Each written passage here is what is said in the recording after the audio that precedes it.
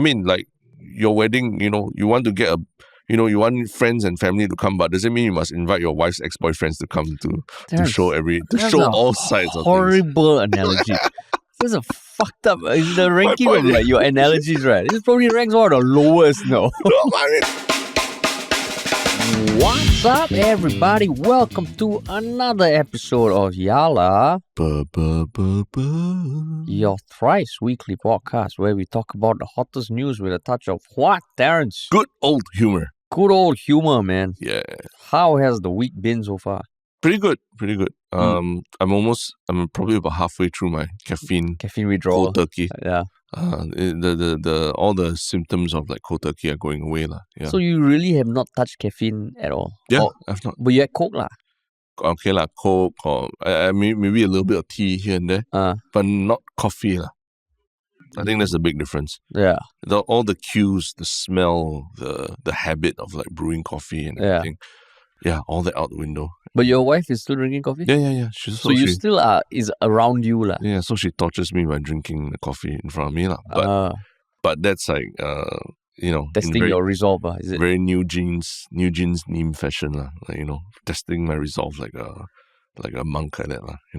New Jeans Nim. The monk who just got cancelled. Yeah, that's his name. He's DJ New Jeans Nim. Oh, New Jeans Nim. Testing his resolve, why? Oh, you mean for him to cancel because he couldn't play those two songs? No, I'm just saying that I was being tested like a monk like that lah. All these vices put in front of me. But he's not a real monk, right? Okay lah, yeah. Okay, fine. Okay, I won't use him as an example. There's a lot of other people who, speaking of which, like there are people who are testing the resolve, like one of our guests, Natalie Dow. Yeah. She's completing her project 1,000 kilometers in 6 days. 12 days. Oh, yeah. 12 days, yeah. She's back in Singapore now for the final leg. Crazy, yeah? Ran from Thailand through Malaysia to Singapore. Yeah. Wow. In fact, it inspired me to actually go for a run this morning. First time in 3 years. Oh, is it? Yeah. Because I was like, if she can do 1,000 km in 12 days, surely I can do 2 km today. Last time I do ultra marathon, never inspire you. Yours ultra marathon? I did ultra marathon. Yeah, I mean, but yours was just... now it pales in comparison. Yeah, it pales in comparison to her. But still. Yours was just for bragging rights. It's just for like bragging no, it's not just bragging, for attention. It's like it's just like putting your hand on the car thing. Nonsense. Just for attention. Now not getting attention, is it? She's doing for charity. I raised money for charity last time, was okay. Oh, is it? How much? 3,000. 3,000. Alone? Yeah. Oh, is it? Alone. But for what? What charity? For this charity that looks after single moms. Oh, I see. Okay. But it didn't inspire me. It inspired you, okay. No, because it just felt like it really came from a place where like you just need attention. That's just you projecting on me, okay? It was a very noble fundraising effort. Yeah. Sounds like you didn't contribute also. Yeah, I did. You didn't contribute. Maybe I did. I don't remember. Yeah, maybe I did. Yeah. I could have. Yeah. Yeah. Maybe. Yeah, but not inspired. Thanks, Terrence. You want to go through the list about the time you spent in Africa, like in the helping with the water and all that. It's okay. For those who care, they will care. They will support one. But speaking of that, maybe you can talk more about it, like when we are at our live event this weekend, right? It's true. Yeah, where it's a few days more to the where people can ask their burning questions. There will be a chance, all right, to ask your burning questions. Few days more. Exciting times. Yeah. Sold out. And just see what happens, man. See what happens. But for you, so my coffee, me dropping coffee, does it inspire you to also like consider dropping some of these vices in your life and all? No. No, you always Matt Davila, is it? Matt with the Davila, right? Matt Davila or something. What about? He's the YouTuber who does those 30-day challenges every day, right? Yeah. Then you always watch those videos and you get inspired. But then you have someone here right next to you, like doing that challenge. You make it such a big deal. Like everybody knows you're not having coffee. Like you say, I never inspire you in the past. Yeah, you whole day like, oh, this coffee, I can't. I can't. Yeah. That part of me is like, okay, Terrence, it's just it's you. Yeah. People go through all these kind of things on a day-to-day basis. Maybe that's the problem now. When people just talk too much about it, and then we all stop getting inspired by people when they keep talking about it lah. That's true. It must be the quiet inspiration.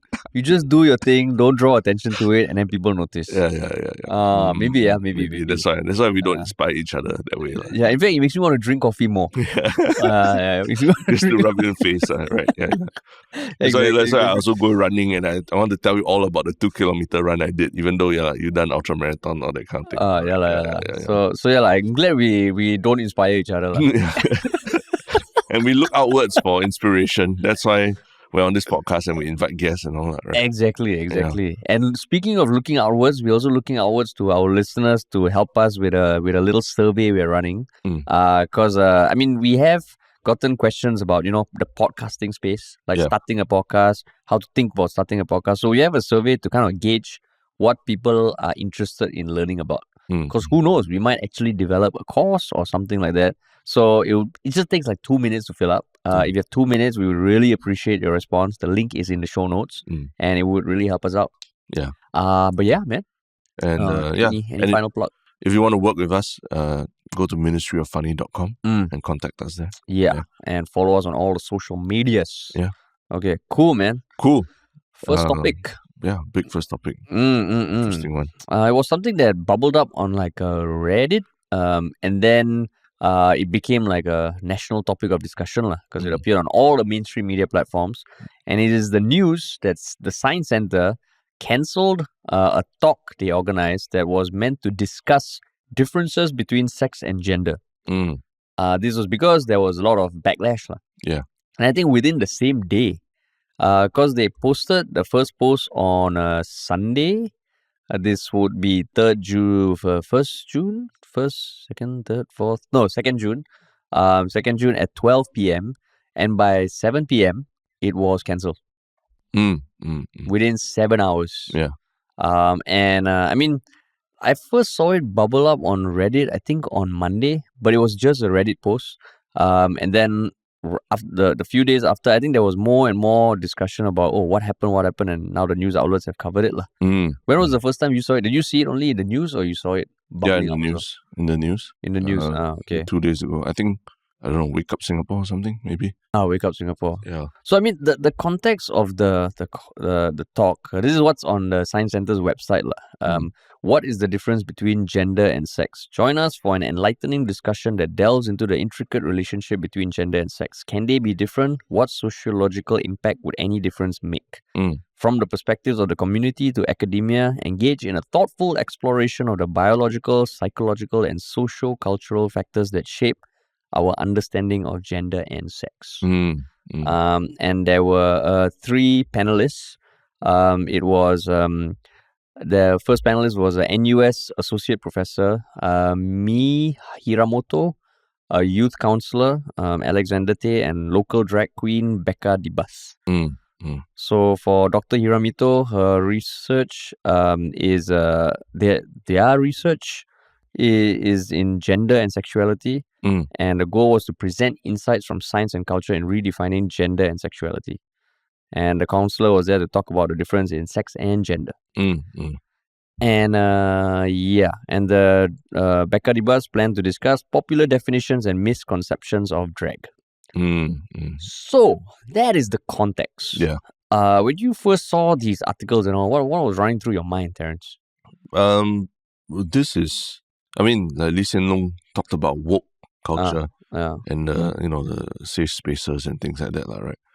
But this is the other side of the coin, right? That some a bit more fundamentalists or conservative people are out there trying to cancel these events, these events that encourage more discussion about things. Because isn't that's what generally people are irritated with woke culture about, right? That we are shutting down people, that we're cancelling discussions, cancelling people, limiting discussions because to create safe spaces.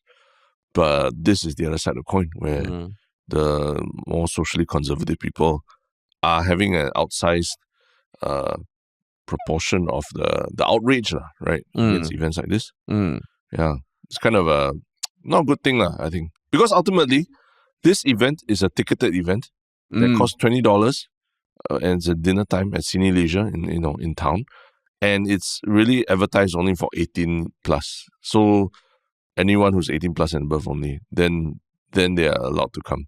So it's not like it's not there for kids or anything. So yeah, why are people putting their fingers into this? But Terence, there was a mother of 2 children, aged 19 and 22, Miss Carol Loy, who said she found the event inappropriate given its speaker lineup. She's a mother of 2 children, aged 19 and 22. So it feels like one comment I saw online was that the panelists were all biased. Because they were all LGBTQ activists. And another comment was like, okay, if this is the science center, there were a lot of people who were commenting that, gender is a social construct. How is it rooted in science? And then, the panelists was all going to be very one-sided. How is this meant to be a discussion? What do you think of comments like that? But that's where, I really tried to see it from, let's say, that mother's perspective, right? If her problem was with the makeup of the panelists and all. But that's what discussion is about. If you disagree with something that they're going to say, or you don't agree with generally the whole movement, their opinion, you're more than welcome to go to the event yourself and make your point heard. And I think that would be helpful for everybody, right? To see your perspective. But this is just saying that she doesn't like what they're going to be discussing and it should not be allowed. So that makes zero sense to me. I really tried to see from that perspective, given that, as a parent and everything, maybe your kids are not that young, but you're thinking about as a parent for younger kids. But this event is not targeted at kids, Yeah. So to me, it's like, I think it's a lost opportunity for even someone like her who believes so strongly in whatever she believes in, to go there and have a discussion and, whether it's open people's minds or open your own mind about things. But the whole shutting down discussion just irks me. Yeah. Same thing. I also felt like, okay, maybe the panelists, there are 3 people who clearly are speaking in favor of more LGBTQ rights. It isn't the most balanced. But like what you said, it is not a public event. Yeah. It's not at like a library where people can just attend. Yeah. It's like, let's say if we were to host an event, right? Yeah. Do we need to have a balanced panel if it's closed and ticketed and targeting people above 18? Yeah. I don't think so. Yeah. When Rishi has a comedy event, I don't think he needs to have a certain comedian profile. CMIO. Yeah, CMIO or something. Yeah. But NDP, you want to argue, must have, Yeah. So in this case, it also felt like very sad. And if you dig deeper, right, the Straits Times article and the mainstream media, they said, the Science Center statement was that following online publicity of the session, we had received public feedback expressing concern about the content to be discussed in the session. So what was scary was that, after digging a bit, and certain online publications kind of pointed out that there was a particular Telegram group that was quite instrumental, or apparently instrumental in that voicing of feedback. So, I joined the Telegram group. I'm going to say it here. But there's 2,000 plus members. And from the time the Facebook post came out, they were quite adamant about how this is, going to be very detrimental to Singapore society. And they urge people to voice their feedback. They put email addresses of the ministers and the people at Science Center. And by 7 p.m., they were posting that, okay, look at the impact that we've had. In some way, I wouldn't say they're claiming sole credit, but it was just scary how they managed to fucking mobilize. Mobilize this voice. Yeah. And isn't that the essence of cancel culture that we're afraid of? That people with very extreme, strong beliefs project an outsized level of influence by using tools that are available to them, tools on the internet, tools like email, tools of pressuring, bombing people's inboxes and stuff, flooding people's inboxes, using those to push people towards their, accepting their extremist beliefs. So that doesn't matter whether you are on the left or the right, or you're conservative or you're liberal or whatever. It's that action that is the cancel culture that, since, 7-8 years ago, we've been talking about that. It's very scary. And we've had people on our show who have been cancelled. And you see, even for them as public figures, it's scary. Even Wendy Xiaxue, right? Even for her, it was wow. they weaponize it almost like a military operation, right? Where email this person, email that person, and then get this send this feedback to this minister and things like that. That's the scary thing about cancel culture, and I think if Lee Hsien Loong is calling out woke culture and the concept of safe spaces, all that, this is the other side of the coin that is even more scary. But if you go in the group, they actually highlighted Lee Hsien Loong's speech excerpt, and they said, thank you, XPM, for speaking on what we believe in. Yeah. So exactly. So it feels like, you realize like what the hell he's pointing at. Because it's exactly that, right? Like people getting kind of offended on other people's behalf. I think that's what he said, right? About safe spaces and everything. And all. So, and I mean, I totally agree with you that if you wanted to kind of like push back, go to the event yourself. Yeah. I think last time, one of the more famous stories, and correct me if I'm wrong, for like the whole Aware saga. Yeah. During the AGM, it was an influx of external parties that came and kind of pushed the vote in their direction, right? Yeah. I'm not saying that's the perfect example, but that one, they showed up and they pushed their own agenda for better or worse. So in this case, they could have bought tickets and just go, and if you want to do like a protest questions there and all, you're totally welcome. fine. More than welcome. Yeah. Because it felt like, okay, so then going to the role of Science Center, do you think they are the best people to organize this? I'm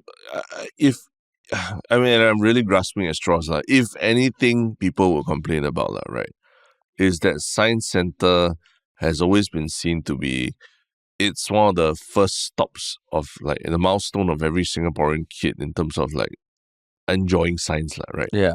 You go to Science Center in primary school. And do they still go now? They probably do. Yeah, it's fun. It's a fun time. I've been. Yeah.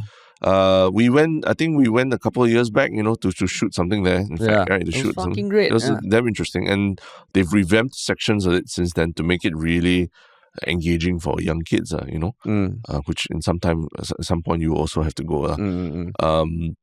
But yeah, it is seen as like a lot of times the first stop for kids to learn how to enjoy science, right? To see the marvels and the potential of science, in Singapore. In that case, Science Center being the organizer of it, maybe people come with this expectation that Science Center is about youth and about kids, and it cannot be seen to be skewing towards a certain perspective, That's such a flimsy argument for it that I even cringe when I'm saying it myself, right? But that might be what some people are thinking. Because, so this is part of the Science Cafe event series.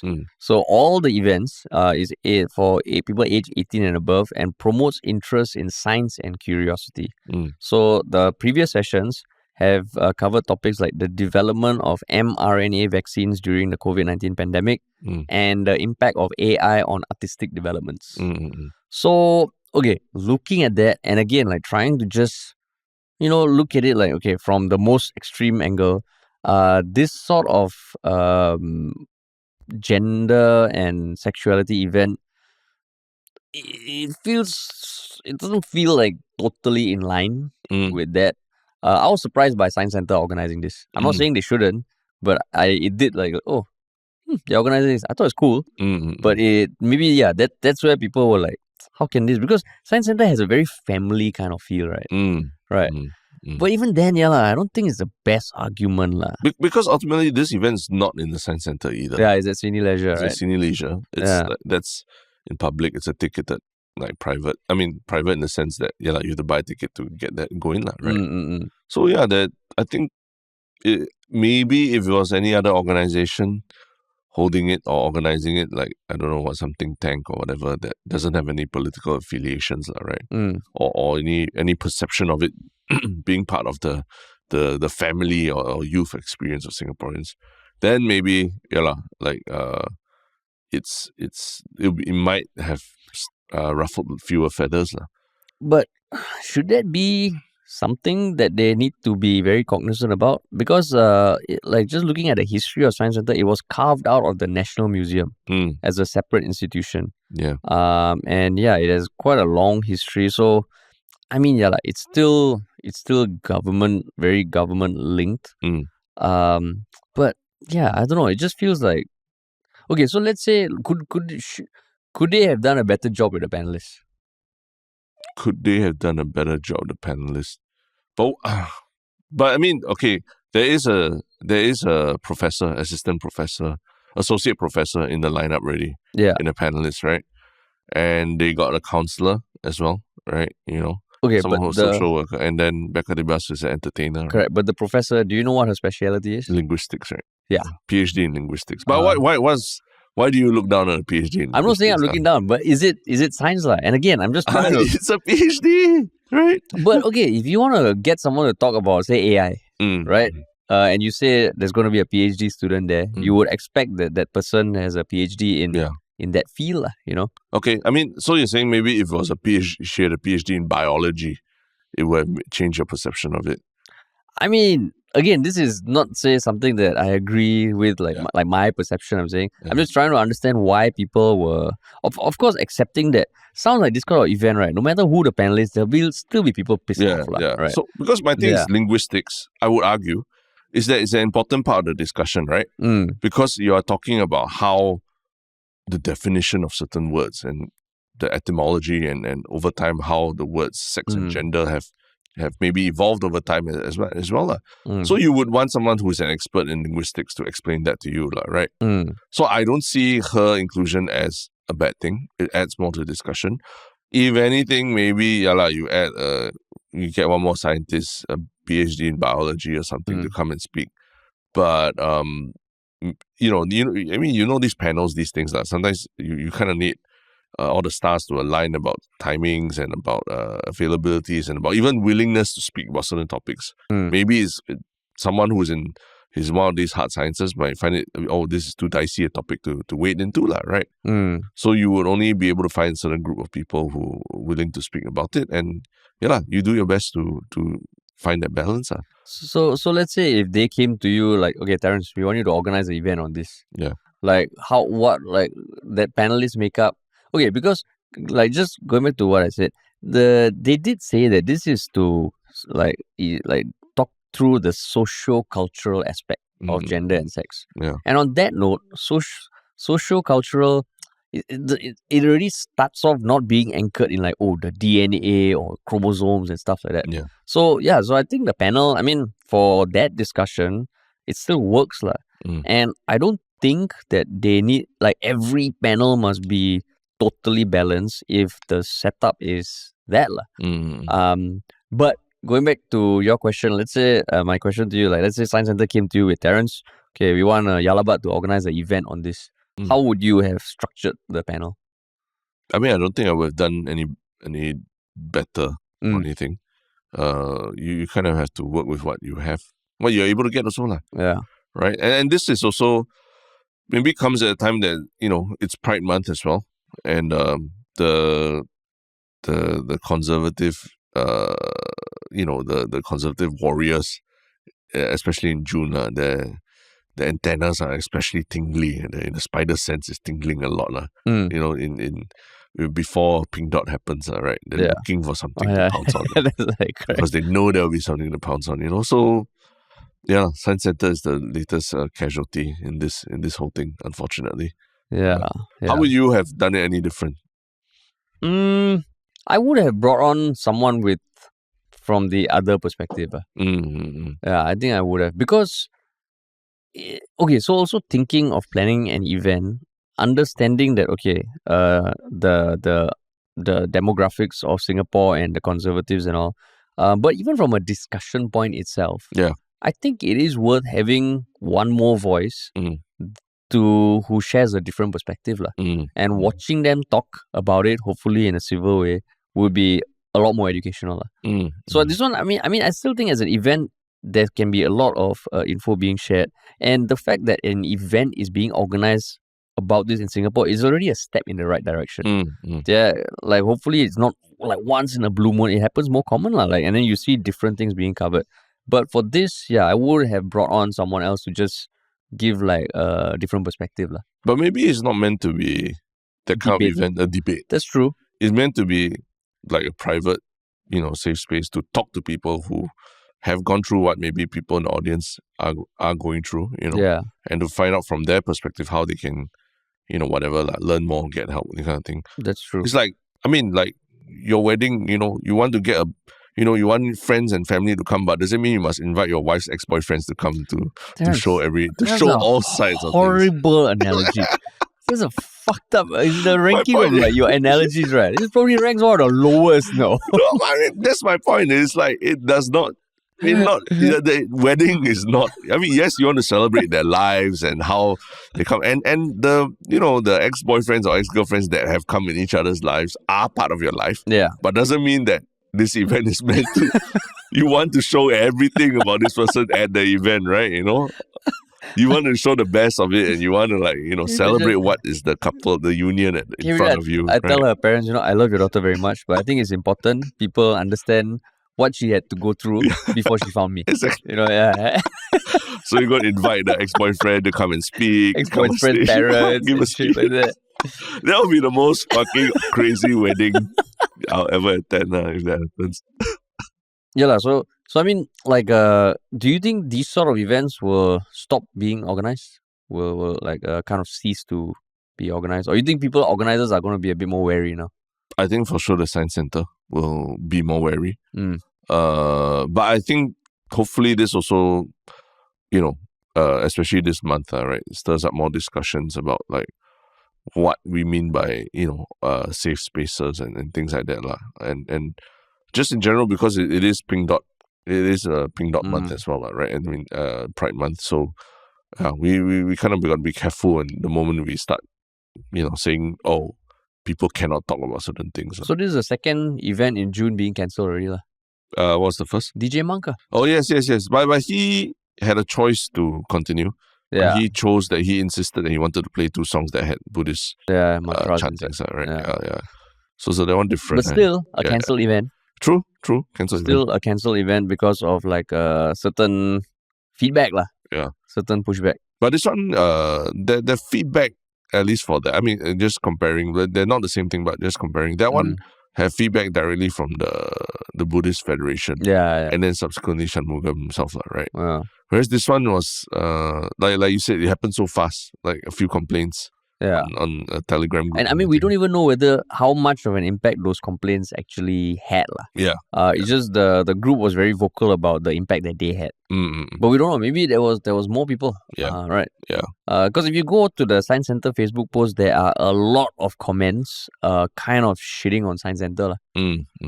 Correct. So, it's sad. Yeah. Sad. But yeah, I mean, speaking of it being cancelled and exposing children to things, right? There's something else that also came up. It's meant to be something happier, like a promo related to Father's and Mother's Day and all that. But it seems to have poked people in the wrong way, and that led to this promo being cancelled also.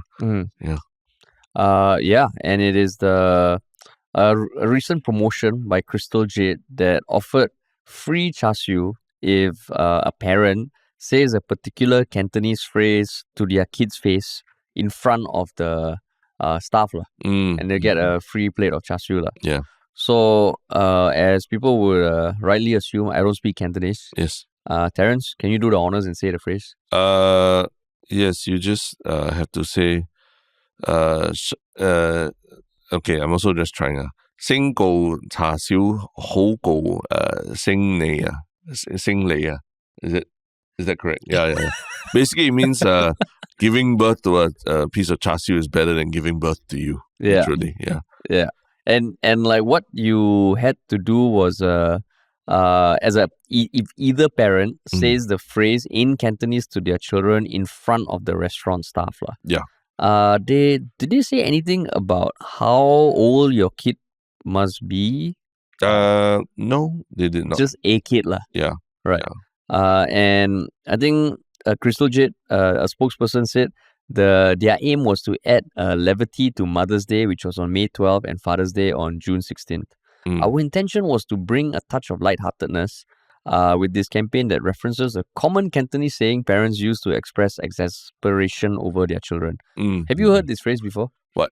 Like that phrase? I know you're not Cantonese. Oh, no. But Is Never this heard like the first? Oh, you never heard? Huh? Never heard it. Yeah. Never heard. Have you guys heard it before? Like all the Chinese people in the room. Have you heard it? Oh, you've heard it. Oh, okay. Are you Cantonese? No. Oh, okay. yeah, But you have I heard just it, lah. But you have heard it. I've not. Yeah. Yeah. So, and I mean, to Crystal Jade's credit, I guess they have more control than the Science Center. They did not say they're going to stop the campaign. Yeah, and apparently it's going to carry on. Yeah, it's still up, lah. It's still the post and everything's still up as well. Yeah, it's still up. Yeah. So some of the comments were like, how can this demeaning to kids? And like this is a terrible thing to say. What do you think, Terence? Firstly, actually, I just realized this thing has been up since the end of April. Right? Oh, since the end of April. Yeah, Ahead of Mother's Day, lah. Yeah, so they put the dates that is valid, lah, which was leading up to Mother's Day and then subsequently leading up to Father's Day. So it's been happening already. So it's not like a new thing. But there was a catalyst, lah, for this. Which is? And this was stated in the article that on 3rd June, someone posted it on the Facebook group Complaint Singapore. Okay. So that was the catalyst, lah. That was the catalyst. The posting. Yeah. And the person said the phrase is a curse and a way of scolding a child for being useless. Come on, Crystal Jade. It is not fun at all. Yeah. Then, they all launched an onslaught on the Crystal Jade Facebook and Instagram accounts. What actually is it really a curse? Like, because there's no actual curse words in it. And if anything, Cantonese, there's a lot of swear words that are used in Cantonese. This one doesn't have actually any swear words, right? It's not a curse it's not a curse in itself. So I also like have a bone to pick with that particular one commenter saying that it's a you curse. Go to Complaint Singapore and you go and comment back. But how is it when you as a non-Chinese and then you see this and then what do you think? It's fucking hilarious. Hilarious. The people responding to this. Wait, which people respond? As in the people who are pissed off about this. Pissed off. Okay. Yeah, and I actually think it's a funny campaign, lah. Yeah, it's a funny campaign. Yeah. So I think this is again another thing. I'm glad Crystal Jade hasn't pulled it down. Yeah. But people like were being so vocal about it. I feel like that's another overreaction, lah. Yeah, you? Some years ago, I helped out to make a video for a chain of restaurants where the idea was that on Valentine's Day, if you went to the restaurant with your boyfriend or girlfriend and you kissed in front of the waiter, you would get a free chicken or something. Yeah. So I helped to make the video promoting that all. But in the process of making that, then I realized, it's kind of weird, right? Like the waiter stands there and waits for your kiss. Kiss already. Okay, here you go, free chicken for you. No, you kiss in front. Yeah, your lips got touch. You got touch. Okay, yeah, I get. So I mean, after the process of that, then I was like, it is I mean, it sounds sweet in theory, right? Getting couples to kiss and all that, but a bit creepy, they are creepy when the waiter standing there watching you or the waitress or so, right? But that one nothing got no cancellations or anything. But this was also a number of years back. This one is children involved, lah. Yeah. So that's my thing. I mean, this one it's a bit. I know it's funny and all, but I can understand where some people are coming from. We're saying that because it's not just like you just walk in and you just say a phrase and then perform something in front of the camera or whatever, You literally, it sounds like they say you have to recite this phrase in front of your child. Yeah, like there has to be someone that you're scolding, in order for this thing to work, right? Yeah. You can't just like say it as a joke casually, but you literally have to turn to someone and say it, right? Yeah. So, I mean, as much as everyone is out there saying, you're snowflakes, blah, blah, but who are you to, basically we shouldn't be projecting what our relationships with our parents or our children are onto other families, I find. Yeah.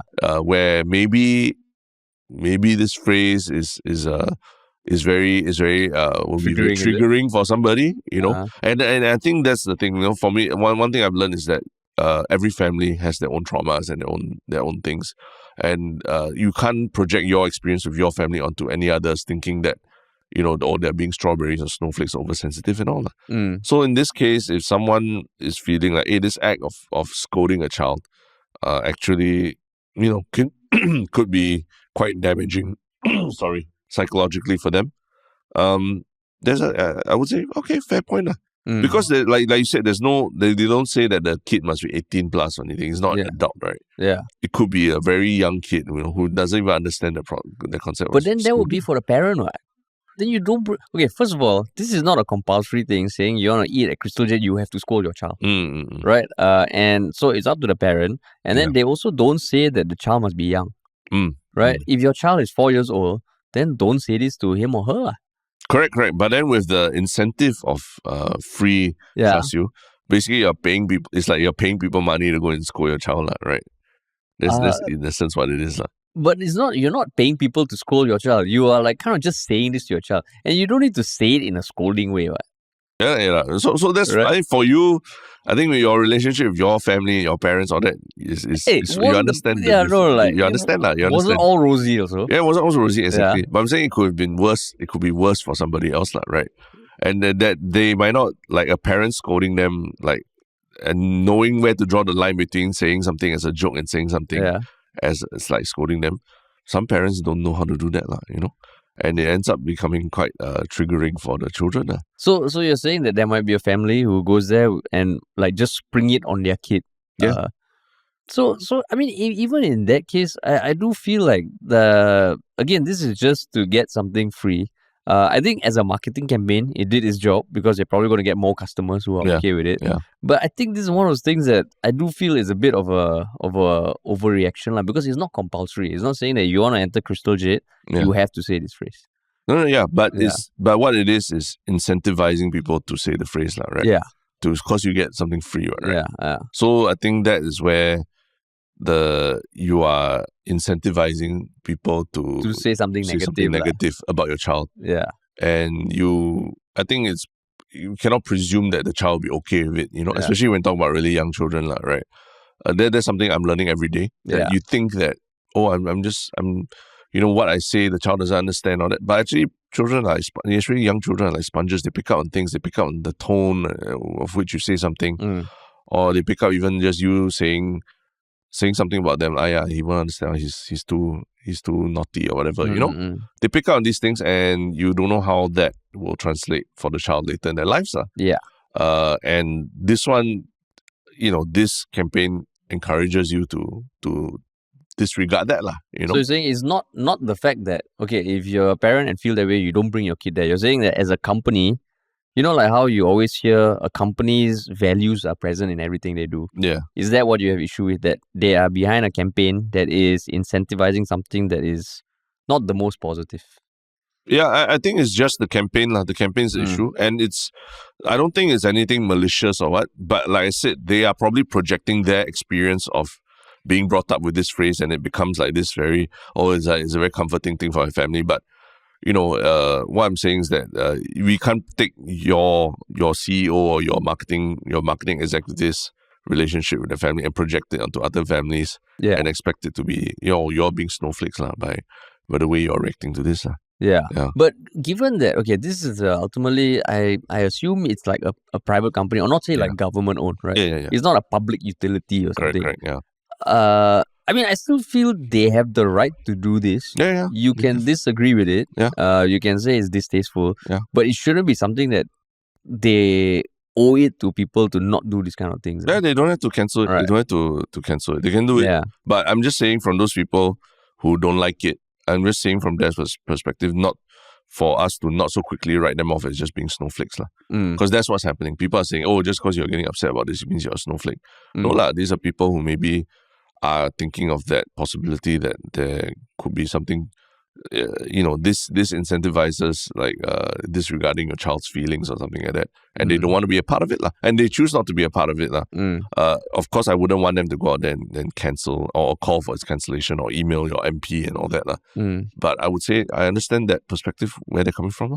So, and you think like them like posting vocally and all is like, I mean, because as much as they might not want the cancellation, if it results in public pressure, right? If it results in like the chain or even the campaign being cancelled, it all starts with people kind of vocalizing their thoughts and making like their point very, very heard, right? Yeah. So if that is the case, I mean, everyone has a right to their opinion, but like what you're saying, if the company should not project like what they believe a child-parent relationship is on other people. Yeah. But in some way, kind of they are doing the same one. Yeah, I mean, and then they talk about it, and then there's a bit of back and forth about it. But it ultimately it's up to the company whether they want to go ahead with it. What's important to them, right? Yeah. So I think it's I think one side is calling for a bit more, maybe you want to rethink this and a bit more caution about it, right? Whereas the other side is like, don't be snowflakes. And I think that response of don't be snowflakes is what I'm saying, that maybe think about it a little bit, right? Think about it a little bit more. But then I think like, and I mean like, I also don't like the word snowflake. Yeah. But I also feel that there's this culture that like everything is like a no-go now. And that's what I'm feeling like. Are we really becoming like that? Like everything is like going to piss off someone. Yeah. And that's what I don't like. Like that's why I don't like the way that things are generally heading. And yeah, then it becomes like everything is offensive to someone lah. Yes, I would say this case in particular, maybe because it involves children. And there's no like very clearly defined terms and conditions about it being 18 plus or anything like that. That's where I am always a bit more like, okay, let's try and look at it from different angles. Because I think the moment it involves children or that, you've basically children by law, by legally, they don't have the right to make a lot of decisions, right? So I think that's where we have to be more careful in whatever is projected on them, whatever is required of them to get a free Char Siew and all that. And this one requires the child to be there when you say the phrase, right? It literally asks for the child to be there. Whether or not you say it to your child, but the child has to be there. Yeah. So that's where I'm like, okay, once you start dragging an underage person into it, then you have to be a bit more careful. So that's where that is one thing I agree. Like, I mean, if the child, let's say you bring your young child, right? Chances are they don't have any say in this, right? Yeah. They're not asking for consent. Like the restaurant's not asking for consent from the child. Yeah. Because the South China Morning Post reference is one 2018 ad for the restaurant chain Maxim that was about the same phrase, but the ad was about the son asking the dad, am I better or is Char Siew? But that was kind of a bit more tongue-in-cheek, and it was just around the son's journey to prove his disapproving father wrong. Yeah. I don't think they asked people to say it. In fact, for them, it was accompanied by a social media campaign encouraging followers to show their own stories of the phrases they would hear when they were younger. Yeah. So that one, a bit less abrasive. But this one, maybe they should have said for no children lower, like younger than 15. 15 or whatever it is, 18 also, right? I mean, that's why, the whole science center event and this thing. Yeah. One very clearly is for adults.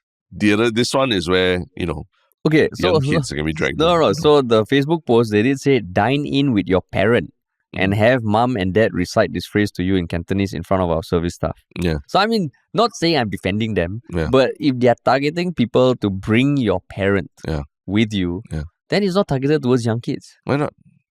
Now, Crazy Rich Asians, all these young kids got more than enough money to bring their parents to this kind of place and eat here. Right? It's not like back in the day where you just eat, you only get a small amount of pocket money. Yeah, I guess this could have been a bit more tastefully done. Yeah. Or just put a age requirement on it, if anything. Then okay lah. Then I think those people who are making noise about it, I would say they're being snowflakes Yeah, because I mean, okay, so when I see comments like Crystal Jade wants parents to scold their children in return for a plate of Char Siew, that one I feel is taking it a bit too literally. Yeah. When you scold someone, there's a lot of emotion, there's a lot of tone attached to it. Yeah. But this one, you just have to say it in front of them. And I mean, of course, this is something I'm also thinking about because I'm going to be a parent soon. Yeah. But it's like there's a certain line beyond like how much you want to protect your kid from words and stuff. Yeah. I know you're giving me the face that in 6 months, I'll talk to you in 6 months or like in 1 year when you eat your words. But at this point, I'm like, when people take it so literally like that, think that's a bit much, lah. Yeah, if anyone listening is wondering, I'm giving Harish the famous last words. You wait, like famous you wait last and words see. thing. Yeah, you yeah. wait and see. I think parenting is it's very difficult, and I'm not saying it's easy. no. I'm finish let's finish what I say. Don't worry, I'm not trying to throw you on a bus on it. I'm just saying that as you learn more about parenting, you learn that the more you know, the more you realize the more you actually don't know that, right? You know, and so that's why there are guidelines and age restrictions for things lah, because sometimes like you say you can take the time to explain to the child, like I don't know how to fucking explain this to my child, you know, and that's where it's like, do I want to be forced to have to explain something to my child before I'm ready to myself? I mean, I'm not even a fully developed, mentally fully developed You're adult talking about myself. like topics like the gender or this Cantonese phrase? Anything that is, like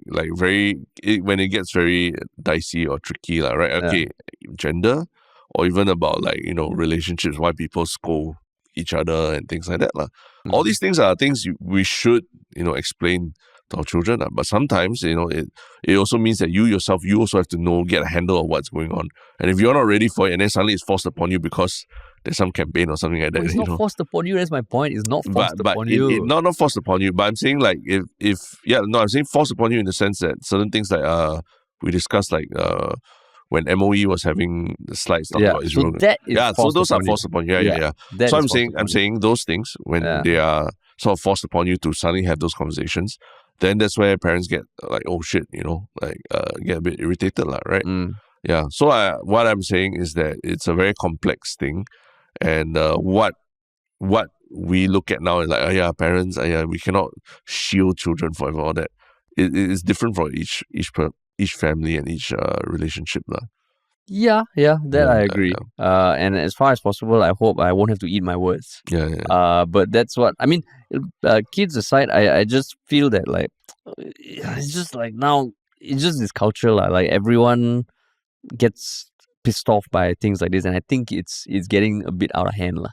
But I mean, again, that's why I say the age. You put those age limits on it lah. Then I think if there was a 18 plus only, the promotions only for people 18 plus and above, then I think those people complaining about it are snowflakes lah. But when it's open like that, where it could be a 2-year-old kid getting scolded for we can't control the tone of how people say it also. So if they came to us to do this campaign, I would say okay, certain things you can't bring the same kid back every day. Because you get married to one parent fucking love Char Siew, come back. I mean the one downside, the one nice thing about it is let's say for people who don't even speak Cantonese, like an Indian family, I assume they didn't limit it to just Cantonese people, right? So if they came to us, there would be a bit more guidelines or parameters you can put while not losing the gist of it lah. I mean, ultimately, it's let's say it wasn't about scolding the kid, but even if it was like, okay, bring your kid to this thing and make them do a dance so that you get a free Char Siew. Oh, I think it's worse. But to me, it's almost in the same league, because it's sort of like asking you to force your kid to do something so that you can get something and in some ways to you it's worse, but to me actually because it involves a child, an underage child, to me it's like sort of in the same ballpark. I think they just should have put like an age thing. Have to be above 15 or 18 or something like that. They're probably going to exchange notes with the science center people after this. A day of cancellations, man. A day of cancellation and one almost cancellation. But they're still going on with it. I don't see them taking it down or anything. Maybe I'll bring my mom and then just say, can you say this phrase? Then you get free Char Siew. Free Char Siew, free Char Siew. But cool. Cool, man. Day of cancellations, but also we can also talk about the happy comments that we get on our social media. And what is your Shiok comment? Okay, so someone on Reddit took a photo of their meal at Hans, and they got like 2 omelets. Yeah, of course. I mean, the caption was just like one for Harish, which I appreciate, as you're having your meals at Hans, which is a joint like I frequent. We also have meetings there and all. Yeah. That I enjoy. So yeah, just that they thought of me before their meal. So sweet. It was just about the spelling, right? Yeah, I guess, in some way they're making fun of me. But I felt it was endearing. Yeah, you're 18 plus, so it's okay. Yeah, I'm 18 plus. They can make fun of you. But I didn't know Hans spell omelette as OMLETE. It's probably spelling error, right? No, it's like OMELETTE or something, right? Yeah. That's right. But yeah. Maybe it's short form. Short form. They took out the vowels or something. Removed. There's still one vowel. Yeah. 2 vowels. Okay. Yeah, but yeah, that was my one short comment. What about you? Mine was on our latest podcast about Zelensky in Singapore and all that. I think I made a statement during the podcast that a lot of the, people in Singapore all these comments in Singapore that are supporting Russia or angry with Zelensky and all were probably bots, right? So actually there was one response from Splattered One on YouTube that talked about, if Singapore were Ukraine, we would never ever consider joining NATO because it's naked provocation. Instead, we would create a special economic bloc with previous Soviet satellite states and stay neutral instead.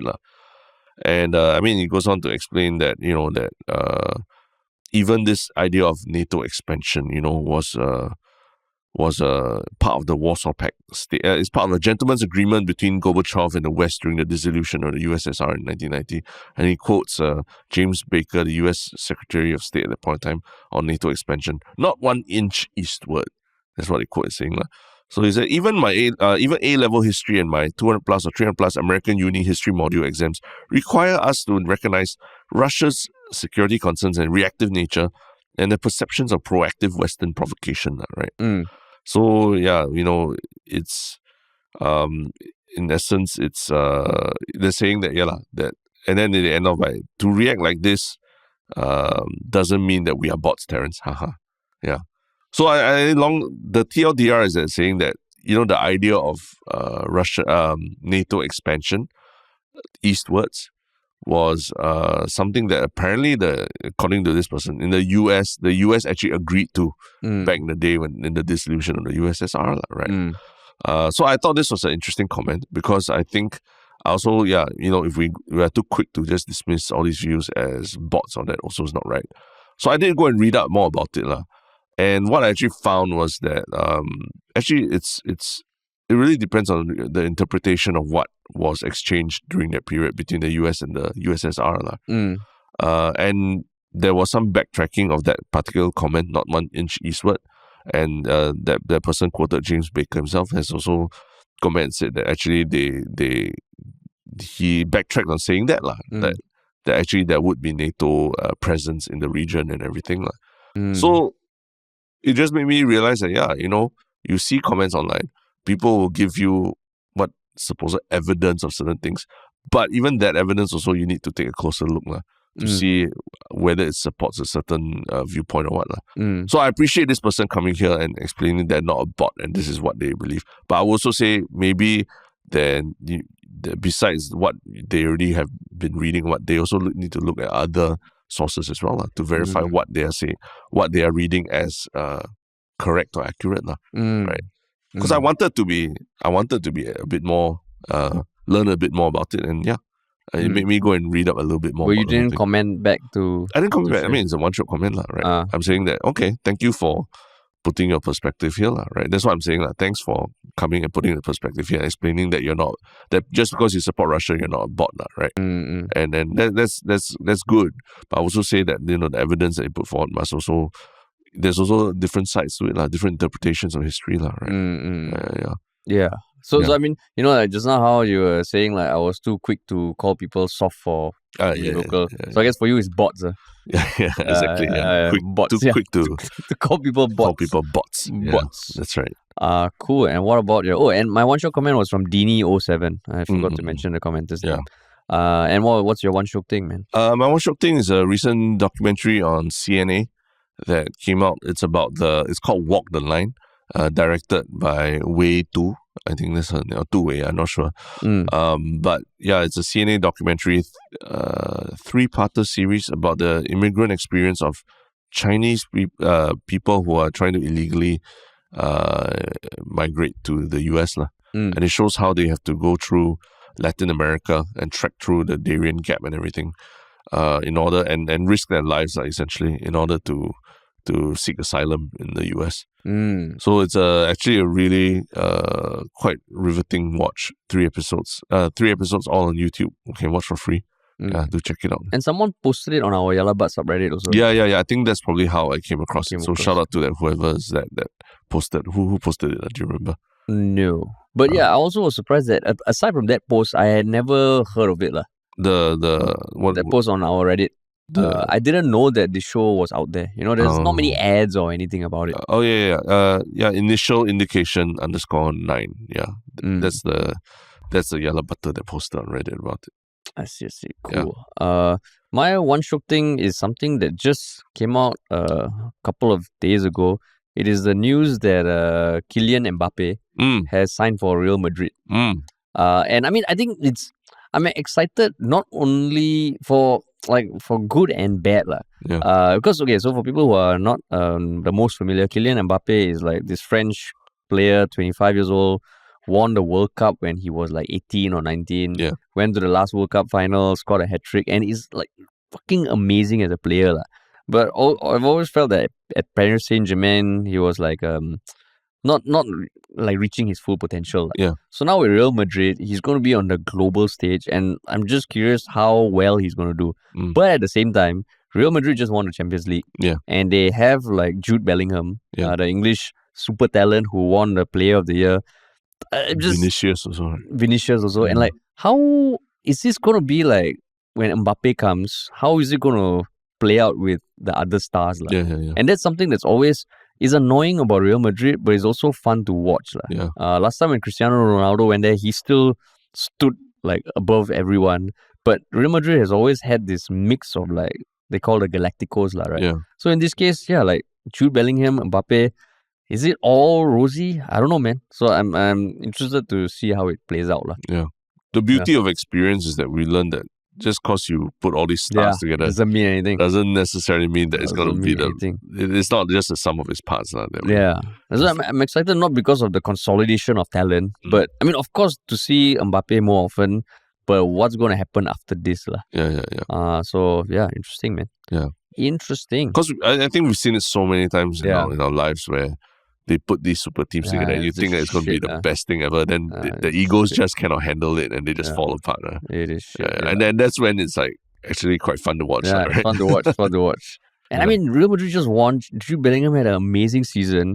I can't imagine. He also probably feels like, it's awesome to have Mbappe. But I mean, they kind of play in similar positions. And it kind of takes away from the shine of what they just achieved. Exactly. Now you Google Real Madrid, it's all Kylian Mbappe.